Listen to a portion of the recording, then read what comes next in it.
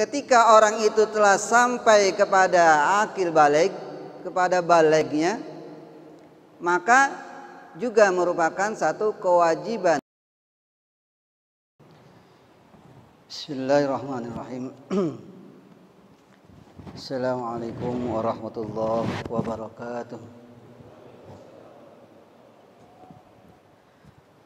Alhamdulillahirabbil alamin, wassalatu wassalamu ala asyrafil anbiya wal mursalin, sayyidina wa habibina wa syafi'ina wa maulana Muhammadin wa ala alihi wa ashabihi ajma'in, amma ba'du. Faqad qala Allah Ta'ala fil Qur'anil Karim, a'udzu billahi minasy syaithanir rajim. Bismillahirrahmanirrahim. Subhanaka la ilma lana illa ma 'allamtana innaka antal alimul hakim. Wa qala ta'ala rabbi shrah li sadri wa yassir li amri wahlul 'uqdatam min lisani yafqahu qawli. Sadaqallahul azim. Hadratil mukarramin wal muhtaramin, para alim ulama, para asatidzah, para hujjat, hadirin wal hadirat, jamaah majlis ta'lim Masjid Raya Harapan Indah yang dimuliakan oleh Allah Subhanahu wa taala. Alhamdulillah wa syukurillah, pada kesempatan kali ini kita bisa berkumpul bersama-sama dalam rangka menunaikan kewajiban kita. Mudah-mudahan senantiasa Allah berikan kita taufik dan hidayahnya di dalam meningkatkan kualitas keimanan dan ketakwaan kita kepada Allah Subhanahu wa taala. Hadirin wal hadirat rahimakumullah. Pada kajian yang lalu kita telah sampai pada babul azan. Insyaallah kali ini kita akan melanjutkan kajian kita tentang bab syurutis shalah, tentang syarat-syarat daripada salat.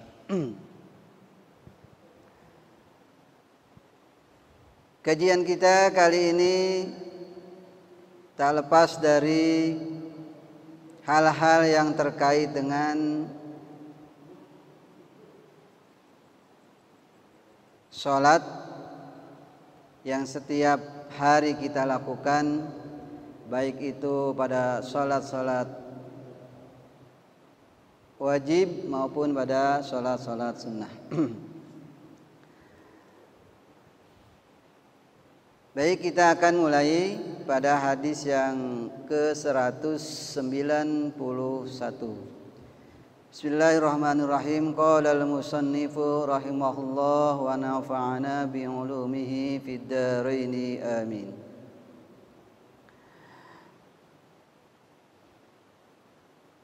Bismillahirrahmanirrahim. An Ali ibn Talqin radhiyallahu anhu qala qala Rasulullah sallallahu alaihi wasallam, idza fasa ahadukum fis shalah falyansharif wal yatawadda wal yu'idis shalah.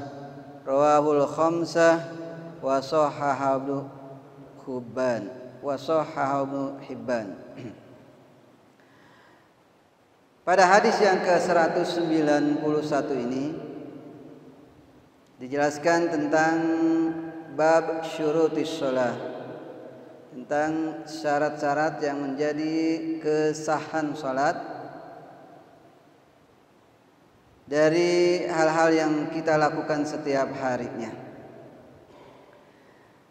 Di dalam hukum Islam ada yang dikatakan syarat, ada yang dikatakan rukun.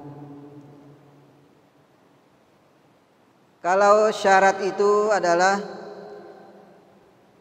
sesuatu yang menandakan daripada kesahannya sholat seseorang, tetapi tidak termasuk dalam sholat itu. Berbeda dengan rukun. Kalau rukun termasuk dalam rangkaian-rangkaian sholat, tetapi kalau syarat itu sesuatu yang menandakan kesahannya sholat tetapi tidak merupakan bagian daripada sholat itu. Dalam syarat ini ada yang dikatakan syarat sahnya sholat, ada yang dikatakan syarat wajib sholat. Ada dua. Ulama membagi pada dua syarat, yaitu syarat sahnya sholat dan syarat wajibnya sholat. Kalau syarat daripada wajibnya sholat, yaitu seperti apa? Islam, kemudian baligh, kemudian berakal. Ini syarat wajib. Jika seseorang telah beragama Islam, maka dia berkewajiban untuk melaksanakan sholat. Dan sholat tidak sah dilakukan oleh orang-orang yang bukan Islam. Karena memang salah satu sahnya sholat itu adalah orang-orang yang beragama Islam. Kemudian tidak hanya orang-orang yang beragama Islam. Ketika orang itu telah sampai kepada akil baligh, kepada balighnya, maka juga merupakan satu kewajiban untuk melaksanakan sholat. Oleh karena itu dalam hukum Islam ada ketentuan-ketentuannya, ada ukuran-ukurannya seseorang itu telah mencapai baligh. Ketika seseorang itu mencapai baligh, maka dia sudah ada tuntutan di dalam melaksanakan kewajiban-kewajiban Islam. Di antaranya adalah sholat,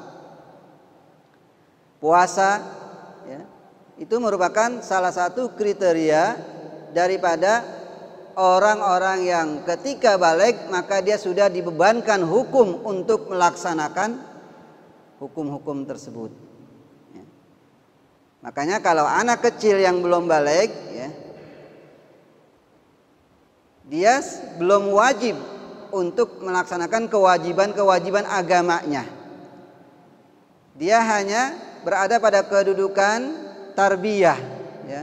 Bagaimana kita mendidik anak-anak kita yang belum akil baligh untuk bisa melaksanakan kewajiban-kewajiban agamanya. Sehingga nanti ketika dia sudah mencapai akil baligh, maka dia tidak susah-susah untuk menjalankannya. Kemudian setelah al-bulugh al-aql, tentu, ya, beribadah ini dilakukan oleh orang-orang yang berakal. Orang yang majnun, orang gila, orang yang stres, ya, itu tidak termasuk dalam beban hukum. Yang dibebankan kepada hukum adalah orang yang baligh dan berakal. Ini merupakan syarat-syarat daripada wajibnya sholat. Nah, setelah itu ada syarat-syarat sahnya sholat, ya.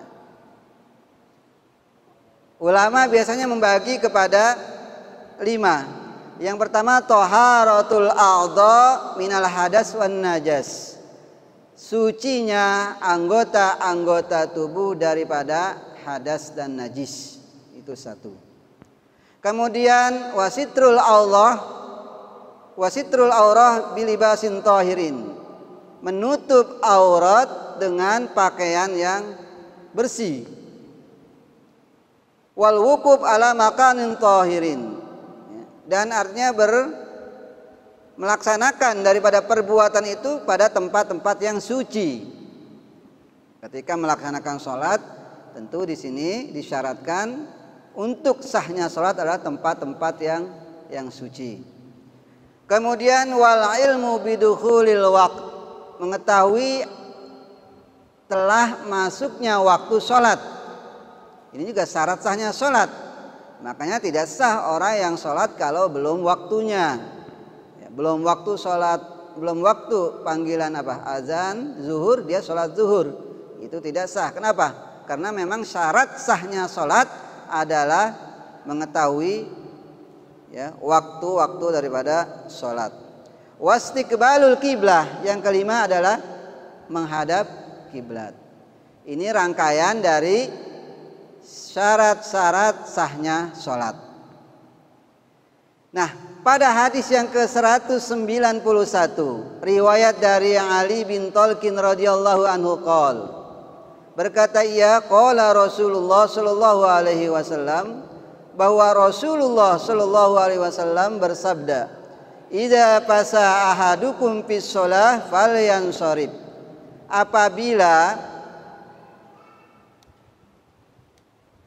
membuang angin, ya, bahasa apa namanya, halusnya membuang angin, bahasa pergaulan sehari-harinya mah apa?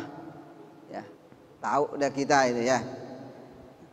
Apabila mengeluarkan angin oleh salah seorang di antara kalian dalam sholat, falyansharib, maka hendaknya ia berpaling, artinya meninggalkan sholat.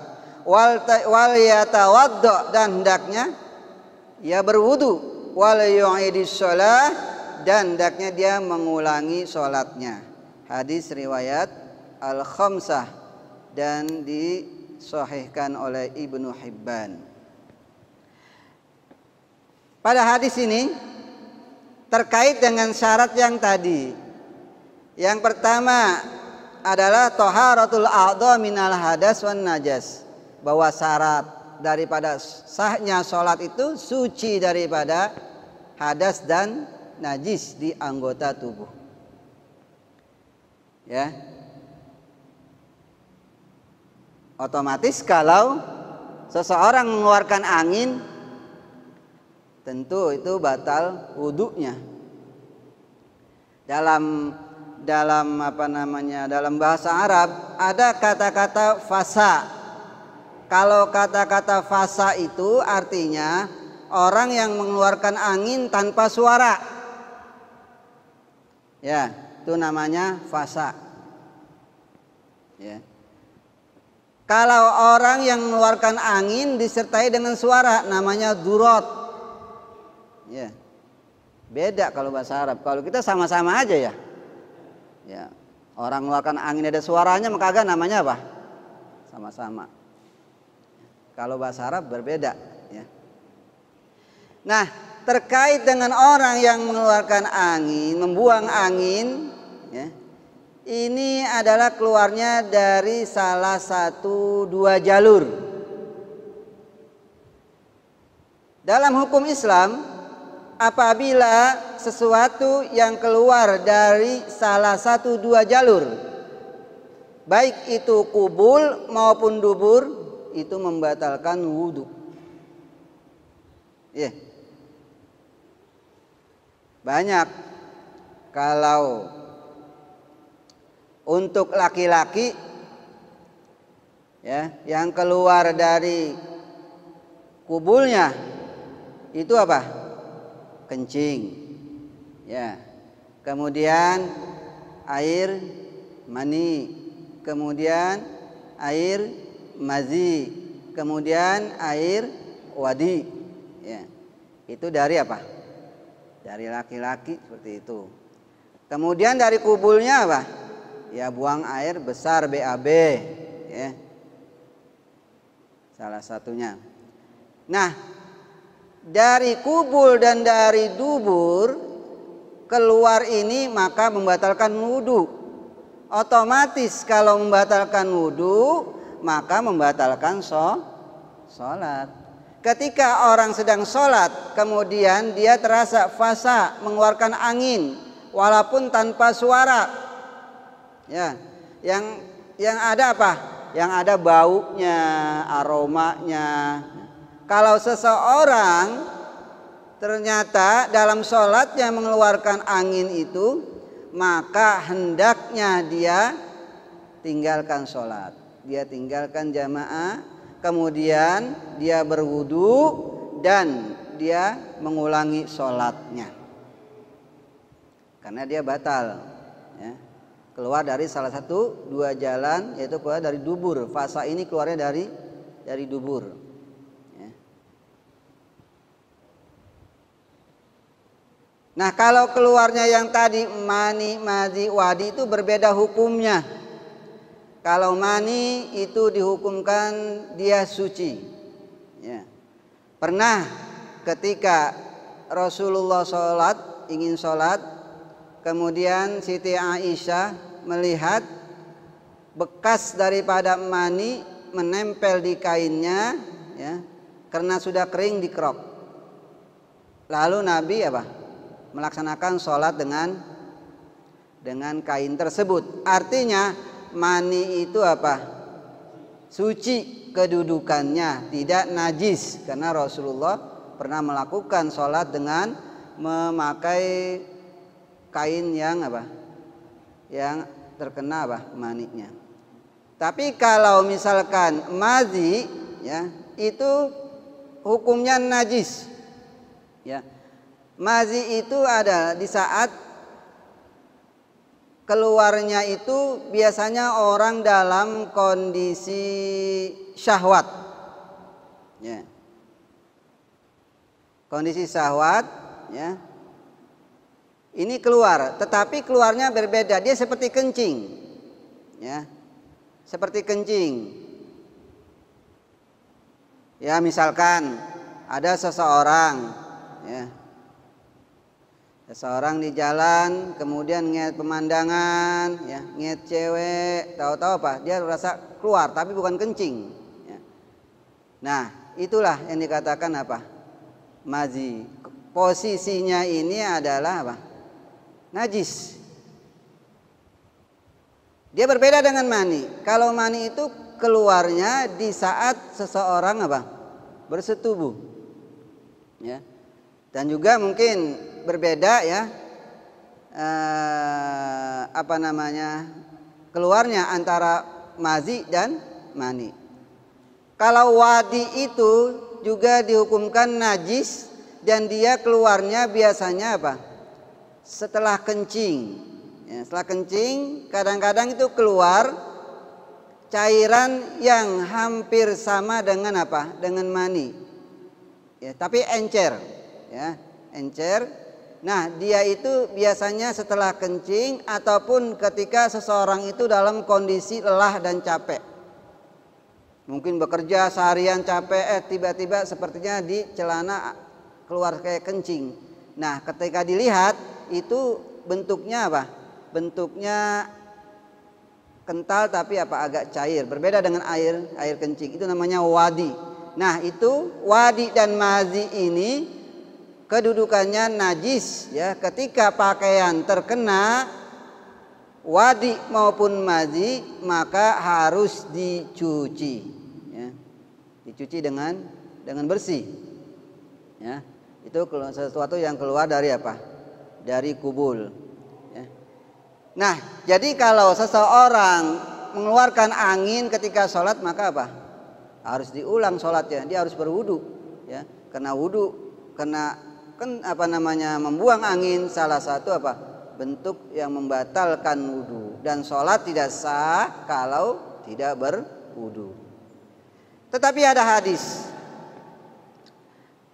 hadis dari Aisyah yang mengatakan fi man asabahu qai'un fi sholatihi aw ri'af fa innahu yansarifu wa yabna ala sholatihi haitsu lam yatakallam. Ada hadis, ya, bahwasanya seseorang itu muntah, qai'un ini muntah, atau ri'apun itu mimisan, keluar darah dari hidung. Ini bagaimana posisinya? Apakah muntah sama dengan orang yang buang angin tadi, ya, ataukah di luar itu? Apakah orang yang mimisan, ya, orang yang mimisan itu diposisikan seperti apa? Keluarnya kencing atau wadi atau mazi, ya. Nah, memang koi ini, muntah ini ataupun mimisan ini bukan keluar dari salah satu dua jalur. Bukan dari kubul, bukan dari dubur, tapi dia keluarnya orang muntah itu dari mulut. Ya. Dari mulut, dan orang mimisan keluarnya dari hidung. Bagaimana ketika orang sedang sholat, ya, tiba-tiba apa? Dia muntah. Biasanya apalagi yang sering banget ini ibu-ibu yang apa? Yang hamil, ya. Kadang-kadang ibu hamil ketika usia 3 bulan, 4 bulan itu sedang apa? Sedang mual-mualnya. Ya. Bagaimana di saat dia apa? Sholat, tiba-tiba muntah. Nah, pada hadis Aisyah ini, ya, ketika dia sholat, kemudian dia muntah, fa innahu yansorib, dia apa? Tinggalkan dulu sholatnya. Tetapi apa? Tidak diperintahkan untuk wudu. Wa yabna ala sholatihi, dan setelah dia keluar, kemudian dia muntah, ya. Setelah muntah dia balik lagi sholatnya. Dia nggak perlu wudu. Ya, wa yabna ala sholatihi haitsu lam yatakallam, ya, selagi dia tidak berbicara. Jadi ketika dia sholat, kemudian dia muntah, dia keluar, ya, dia teruskan muntahnya, ya. Nah, ini selagi dia muntah, syaratnya dia tidak berbicara dengan orang lain. Ketika dia selesai muntah, dia lanjutkan sholatnya, tidak wudhu lagi. Ya, jadi langsung berbeda kalau tadi, kalau buang angin dia tinggalkan sholat, dia wudhu, dia ulangi sholatnya. Tapi ketika dia muntah, dia tinggalkan sholat dulu, selesaikan muntahnya, kemudian dia langsung sholat lagi, tidak berwudhu. Hal ini menandakan bahwasanya qai di sini atau muntah tidak najis, ya, tidak membatalkan wudhu. Tetapi ada ulama yang mengatakan seperti ulama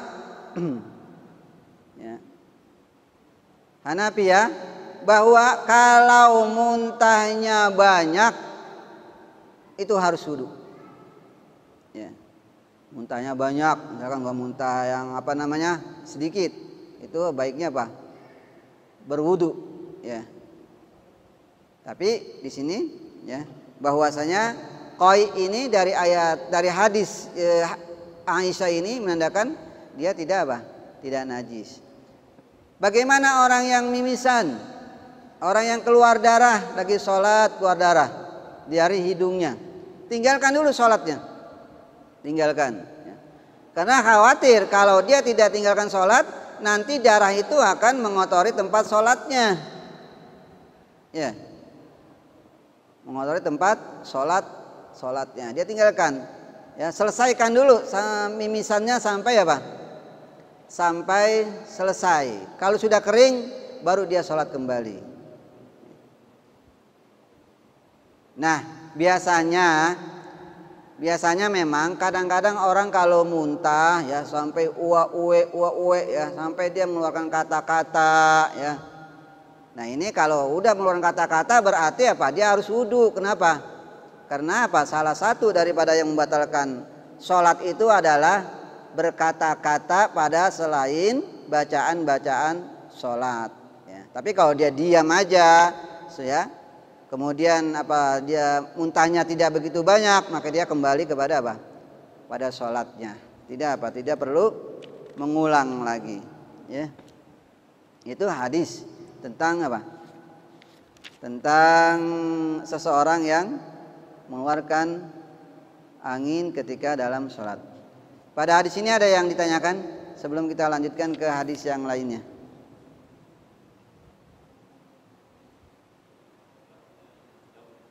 Ya.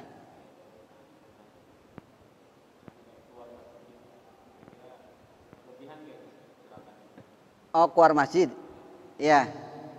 Ketika ini orang yang muntah. Ya.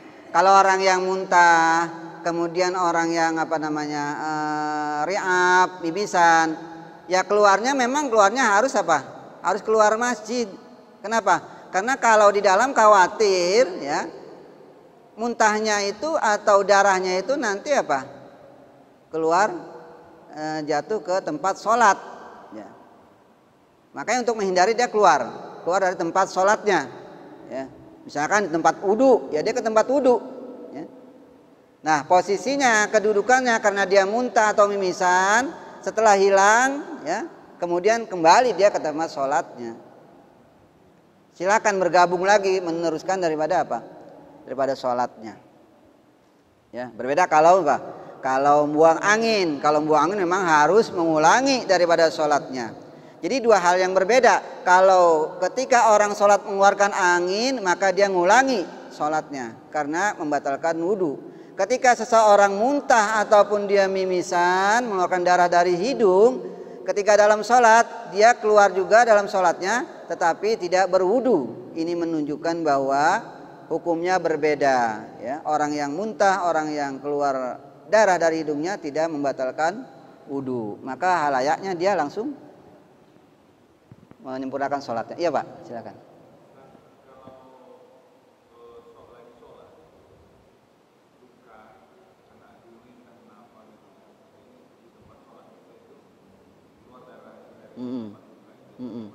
Kena duri.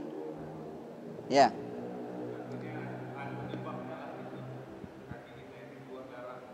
Iya. Baik. Selain itu, kadang-kadang ada mungkin dialami oleh seseorang ketika sholat, mungkin kadang-kadang terkena benda-benda tajam ya di tempat sholatnya, entah mungkin itu kerikil atau mungkin barangkali jarum dan lainnya, atau mungkin duri ya. Tiba-tiba apa? Tiba-tiba terkena benda-benda tersebut kemudian mengeluarkan darah ya. Nah, ketika dia mengeluarkan darah ya, apalagi barangkali darahnya cukup banyak, maka dia tetap harus meninggalkan tempat sholatnya. Dia bersihkan, ya, tetapi tidak membatalkan wudhu, ya, tidak membatalkan wudhu. Kalau sudah bersih, sementara dia tidak berbicara dengan seseorang, ya, kemudian telah selesai, kembali ke sholatnya, ya, menyempurnakan, nggak apa-apa, sempurnakan sholatnya, ya, nggak perlu wudhu lagi, karena tidak membatalkan wudhunya. Sama seperti ri'af ya kondisinya, sama seperti orang yang mengeluarkan darah dari hidung, dia cukup membersihkan, kemudian setelah itu kembali ke tempat sholatnya ya. Itu demikian. Baik, kita lanjutkan ke hadis yang selanjutnya. Wa ana Aisyah radhiyallahu anha anna Nabiy sallallahu alaihi wasallam qala la yaqbalullahu salata haidin illa bi khimarin. Rawahul khamsah illa an-Nasa'i wa sahhahu Ibnu Khuzaimah. Dan dari Aisyah radhiyallahu anha bahwasanya Nabi sallallahu alaihi wasallam bersabda, ia tidak menerima Allah akan salatnya orang yang haid kecuali dengan berkerudung. Khimar di sini berkerudung. Ini kalau kurang-kurang kita tegesin bahasanya, ini bisa salah paham. Itulah keunikan bahasa Arab ya. Kalau kita perhatikan, Allah tidak akan terima sholatnya orang yang haid kecuali dia menggunakan apa? Penutup kepala, kerudung. Kalau secara kasarnya berarti kan, kalau orang haid dia sholat pakai kerudung berarti sah kan? Ini kalau sepintas maknanya, ya. Tetapi tidak dimaksudkan seperti ini. Artinya Allah tidak akan menerima sholat orang yang haid kecuali dengan memakai kerudung. Haid di sini adalah orang-orang yang mukallafah, orang-orang yang telah baligh. Kalau hukum umum kita udah tahu orang yang haid pasti nggak boleh sholat. Iya. Nah, sholatu haidin, sholatnya orang yang haid di sini diartikan sebagai sholatnya wanita yang sudah mukallafah, yang sudah baligh. Jadi kalau sudah baligh, ya memang sholatnya harus apa? Harus dengan pakai khimar. Khimar itu apa sih? Ya. Khimar itu ma yughti bihir ra'sa wal unuq, sesuatu yang menutupi kepala dan leher. Jadi kalau wanita ketika sholat dia apa?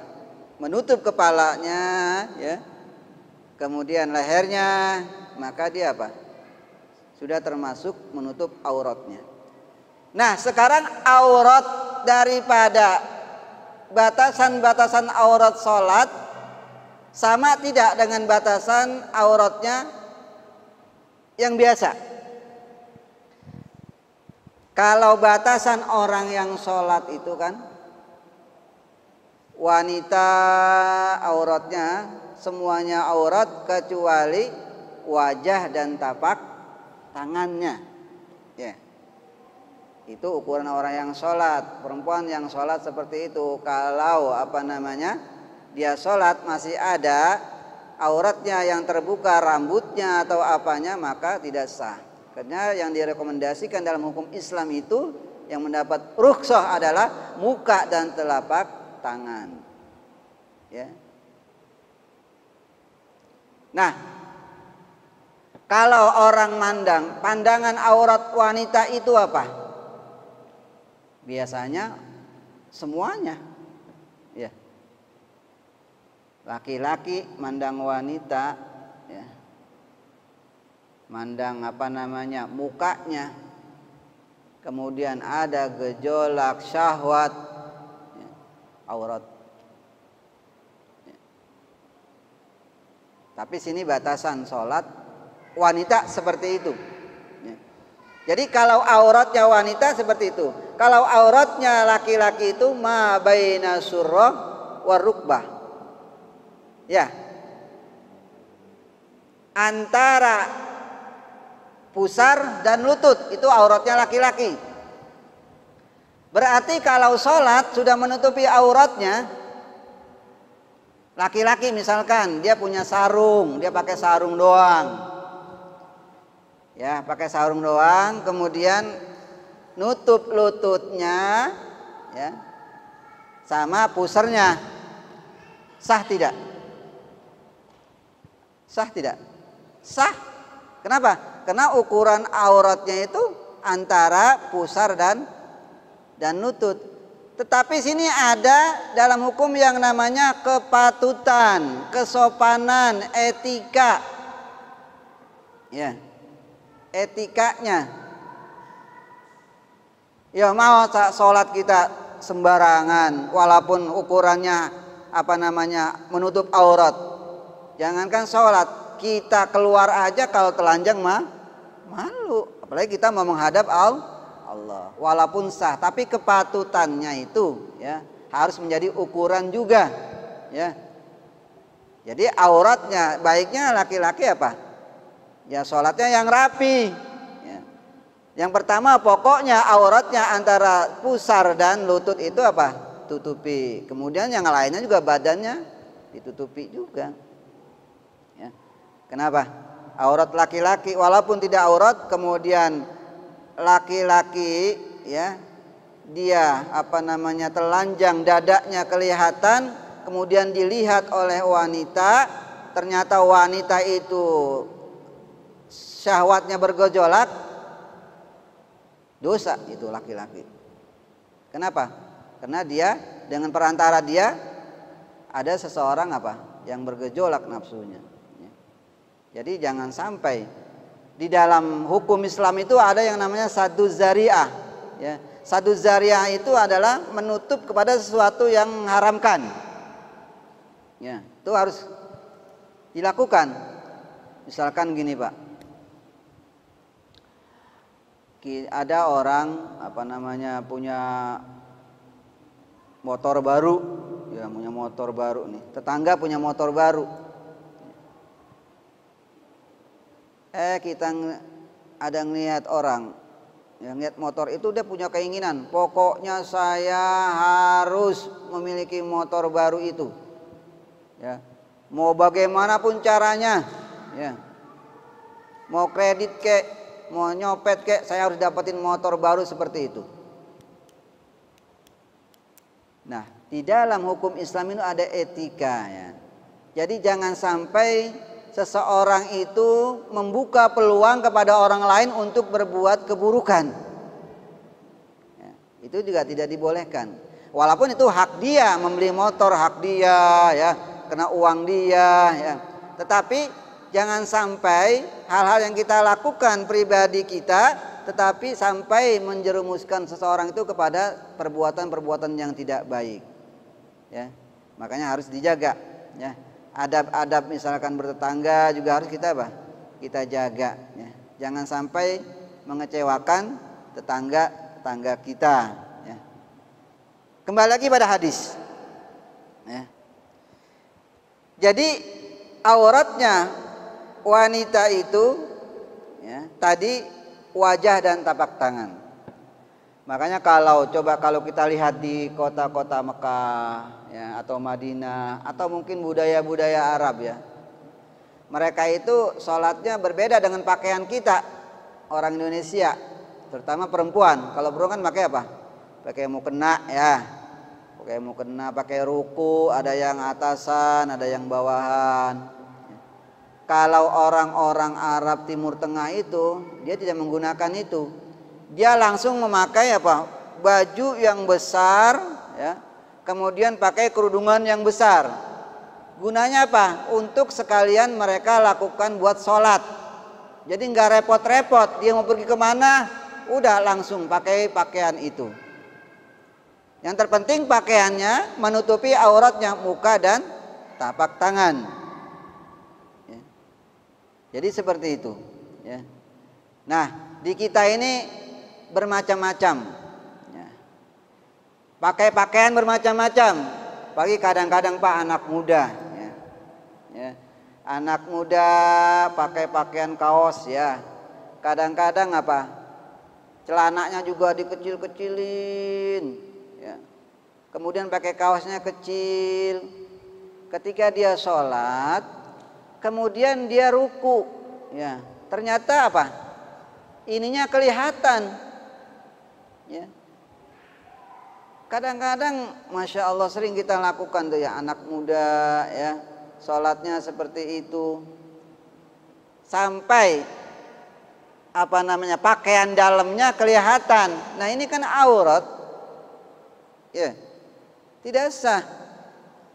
Makanya kalau memang dia mau pakai pakaian stil nggak apa-apa, tapi ketika sholat dia harus pakai pakaian yang lain, jangan pakai kaos itu.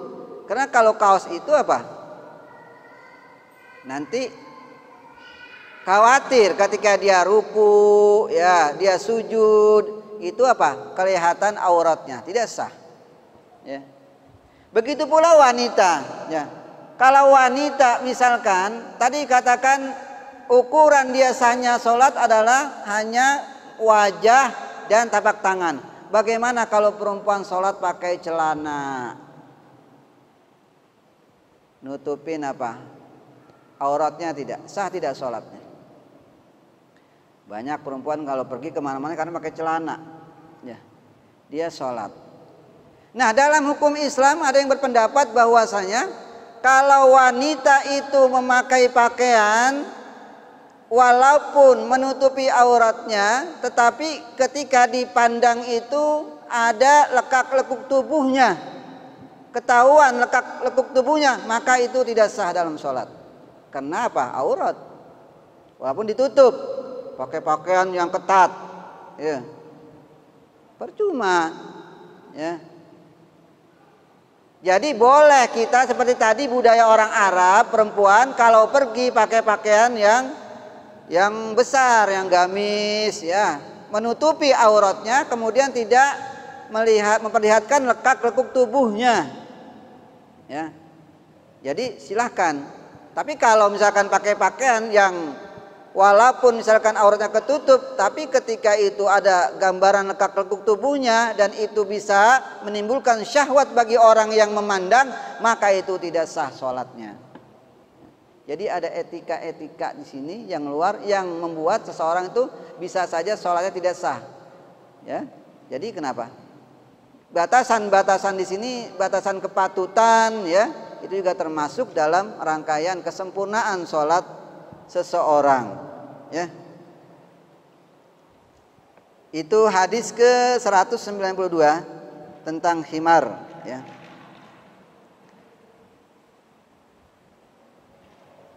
Kemudian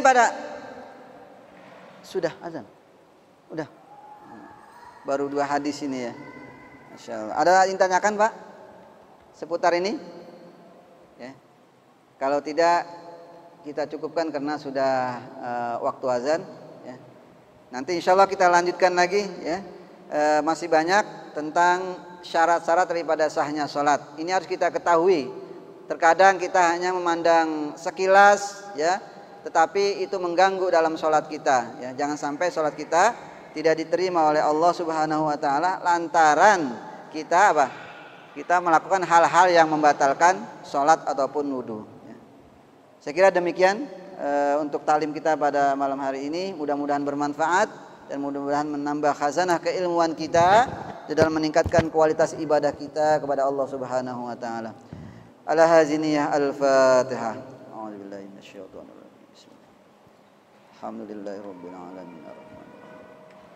Iyyaka na'budu wa iyyaka nasta'in. Ihdinas siratal mustaqim. Shiratal ladzina an'amta 'alaihim ghairil maghdubi 'alaihim waladdallin. Subhanakallahumma wa bihamdika asyhadu an la ilaha illa anta astaghfiruka wa atubu ilaihi. Wassalamualaikum warahmatullahi wabarakatuh.